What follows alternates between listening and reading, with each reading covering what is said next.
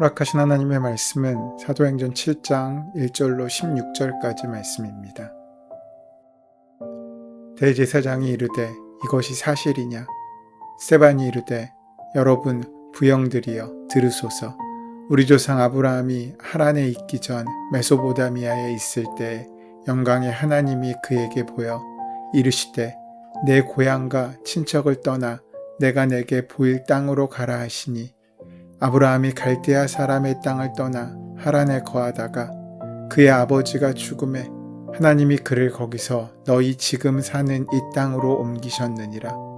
그러나 여기서 발 붙일 만한 땅도 유업으로 주지 아니하시고 다만 이 땅을 아직 자식도 없는 그와 그의 후손에게 소유로 주신다고 약속하셨으며 하나님이 또 이같이 말씀하시되 그 후손이 다른 땅에서 나그네가 되리니 그 땅 사람들이 종으로 삼아 400년 동안을 괴롭게 하리라 하시고 또 이르시되 종 삼는 나라를 내가 심판하리니 그 후에 그들이 나와서 이곳에서 나를 섬기리라 하시고 할례의 언약을 아브라함에게 주셨더니 그가 이삭을 낳아 여드레 만에 할례를 행하고 이삭이 야곱을 야곱이 12조상을 낳으니라. 여러 조상이 요셉을 시기하여 애굽에 팔았더니 하나님이 그와 함께 계셔 그 모든 환난에서 건져내사 애굽 왕 바로 앞에서 은총과 지혜를 주심에 바로가 그를 애굽과 자기 온 집의 통치자로 세웠느니라. 그때에 애굽과 가나안 온 땅에 흉년이 들어 큰 환난이 있을세 우리 조상들이 양식이 없는지라. 야곱이 애굽에 곡식 있다는 말을 듣고 먼저 우리 조상들을 보내고 또 재차 보내매 요셉이 자기 형제들에게 알려지게 되고 또 요셉의 친족이 바로에게 드러나게 되니라.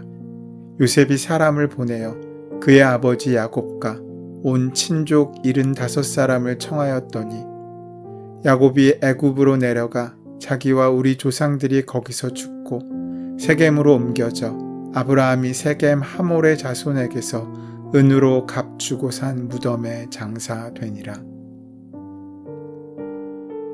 성전과 율법을 거슬렸다고 하여 스데반이 공회에 잡혀오게 됩니다. 그 증언의 진위 여부를 확인하기 위해 대제사장은 1절에 스데반에게 이것이 사실이냐고 묻습니다. 스데반은 거짓 증언을 한 사람들을 위증죄로 고소하고 억울하다고 표현할 수도 있었지만 그렇게 하지 않고 차분히 변론을 시작합니다. 스데반은 순교하기 전에 아주 긴 설교를 합니다. 사도행전 7장이 스데반의 설교인데 스데반의 설교는 당시 기독교 복음에 대한 유대 종교 지도자들의 비난에 대한 대답이었습니다. 사도행전 6장 11절에서 14절을 보면 스데반은 모세와 하나님을 모독했고 또한 성전과 율법을 거슬려 말했다고 고발당합니다. 이에 대하여 스데반은 누가 율법을 어겼느냐고 되묻습니다. 그러면서 복음을 변증하는 설교를 한 것입니다. 그는 2절부터 8절까지 하나님께서 아브라함을 메소보다미아에서 부르신 사건으로부터 그의 말씀을 시작합니다. 아브라함의 고향은 우상을 숭배하는 나라였는데 그곳이 메소보다미아, 즉 4절에 나온 갈대아 땅이었습니다. 하나님께서는 아브라함을 2번에 걸쳐 옮기셨는데 갈대아 땅에서 하란으로 옮기셨고 그의 아버지가 죽었을 때 오늘 성경 말씀으로는 너희가 지금 사는 이 땅, 곧 가나안 땅으로 옮기셨습니다. 스데반이 아브라함 이야기를 통해서 말하고 싶었던 것이 무엇이겠습니까? 바로 하나님께서 성전에만 머물러 계신 분이 아니라는 사실입니다.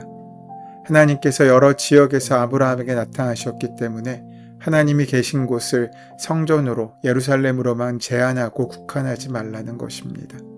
당시 유대인들은 하나님이 오직 이스라엘의 성전에만 머물러 계시는 분이라고 믿었고 이방 나라에서는 절대로 찾아뵐 수 없는 분이라고 여겼습니다.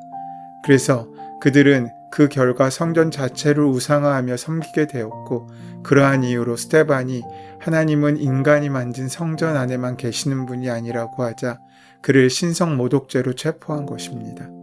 그래서 스데반이 처음으로 예를 든 사람이 바로 아브라함인 것입니다.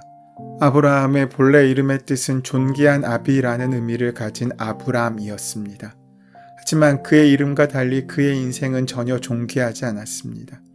지금과는 달리 자식의 수가 부의 최고 상징이었던 당시 중동에서 아브라함은 75세가 되기까지의 단 한 명의 자식도 없었습니다. 그의 이름은 존귀가 아니라 수치의 상징처럼 받아들여질 뿐이었습니다. 아무도 박복한 그를 상대해주지 않아 그는 마치 혈혈단신 같은 외톨이 신세였을 것입니다.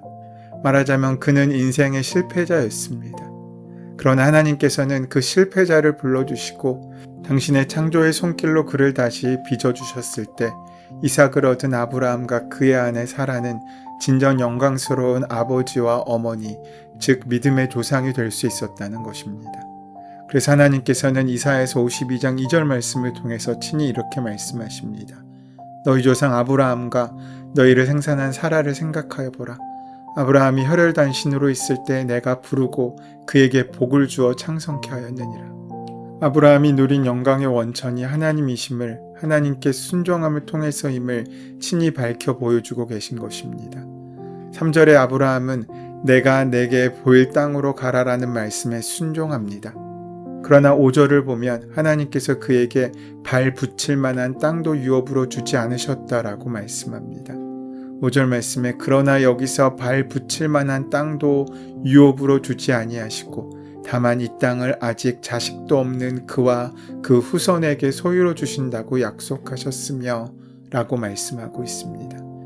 아브라함은 고향을 떠났지만 모든 것이 약속으로만 주어졌고 실제로 그에게 주어진 것은 아무것도 없었습니다.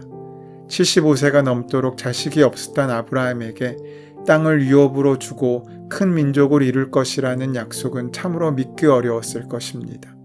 이런 상황에서 아브라함은 과연 무엇 때문에 하나님께 순종했겠습니까? 2절 후반절을 보시면 영광의 하나님이 그에게 보였다고 합니다. 그가 보았던 영광의 하나님은 과연 어떤 분이십니까? 영광으로 쓰인 헬라어 독사는 구약에서는 하나님의 임재, 신약에서는 하나님의 속성, 즉 본질을 의미합니다. 그 본질은 히브리서 1장 3절에서 말하는 영광의 광채, 즉 빛인 것입니다. 그 빛은 어두움을 몰아냅니다. 그 빛은 우리 마음의 근심과 두려움을 떠나게 만듭니다. 그리고 그 빛은 우리의 삶을 귀한 은혜의 양지로 인도합니다. 이 빛의 실체는 말씀입니다. 시편 119편 105절에서 말하길 주의 말씀은 내 발의 등이요 내 길의 빛이시니이다 라고 말합니다. 그래서 아브라함도 창세기 12장 4절에 보면 이에 아브라함이 여호와의 말씀을 따라갔고 라고 말씀합니다. 그는 하나님의 말씀을 따라갔다고 합니다. 말씀의 빛이 아브라함을 사로잡아 그에 순종할 수밖에 없었던 것입니다. 마찬가지로 우리에게 문제의 파도가 엄습해 오거나 혹 내 경험과 지식으로는 절대로 해결되지 않는 상황이 있을지라도 우리가 눈 감고 말씀을 따라 그 말씀의 길을 잃지 않는다면 우리의 길이 만들어질 것이고 문제를 넘어설 수 있는 디딤돌이 그 말씀을 통해 주어지게 되는 것입니다. 그렇다면 말씀을 따르는 것이 구체적으로 무엇이겠습니까? 두 가지로 이야기할 수 있는데 그것은 순종과 신뢰의 삶입니다.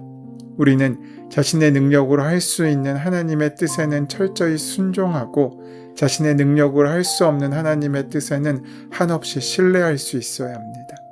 순종과 신뢰를 삶으로 실현하는 것이 말씀을 따르는 삶인 것입니다. 그렇게 말씀을 따를 때 그 빛이 나를 사로잡아 믿음의 길로 가게 만듭니다. 8절에 할례의 언약이 나옵니다. 이 언약은 아브라함을 택하신 하나님께서 그를 거룩하게 하시고 영원히 그를 백성 삼으시겠다고 약속하시는 징표입니다. 그리고 하나님께서 이삭을 낳게 하시고 이후 야곱을 통해 12조상을 낳게 하시며 아브라함에게 하신 말씀을 이루어 가심을 우리에게 알려주십니다. 여기서 스데반은 아브라함이 할례를 받기 전에 이미 하나님께서 그를 부르셨고 의롭다함을 받았다는 것을 알려줍니다. 그러니까 할례를 통해서 아브라함이 의로워진 것이 아니라는 것입니다. 그러나 유대인들은 할례를 통해서 스스로 의로워진다고 여겼고 할례의 언약 속에 임하신 하나님을 본질로 삼기보다는 할례 그 자체를 맹신하며 자신들의 특권으로 생각하며 살아온 것입니다. 하지만 할례는 하나님의 거룩하심을 드러내는 징표일 뿐이지 그 자체의 능력이 있는 것이 아닙니다. 운동을 생각해 보십시오. 장비가 좋다고 자동적으로 실력이 향상되는 것이 아닙니다.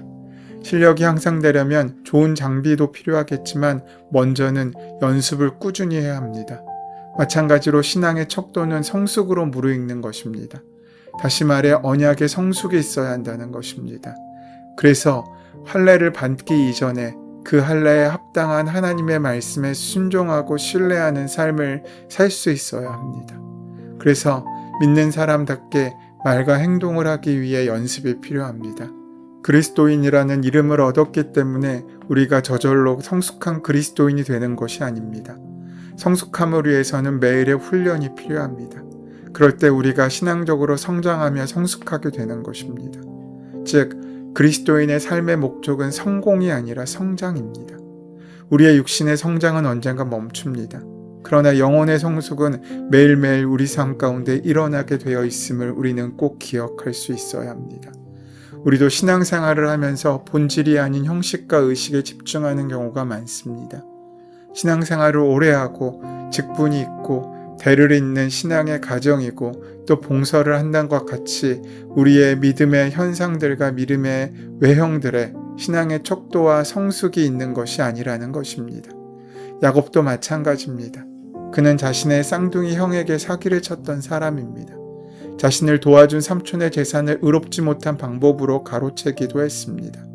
그대로라면 그의 인생은 문자 그대로 사기꾼으로 끝날 수밖에 없는 인간이었습니다. 그 자신으로서는 도저히 새로워질 것이 없던 인간이었던 것입니다. 그러나 그 쓸모없는 인간에게 하나님께서 임하셨습니다. 그리고 그분의 손길에 의해 그 가망 없던 야곱은 이스라엘로 거듭났습니다. 그리고 개인의 이름이었던 이스라엘이란 명칭은 영광스럽게도 지금까지 이스라엘의 국호로 또 하나님께서 택하신 백성의 이름으로 사용되고 있습니다.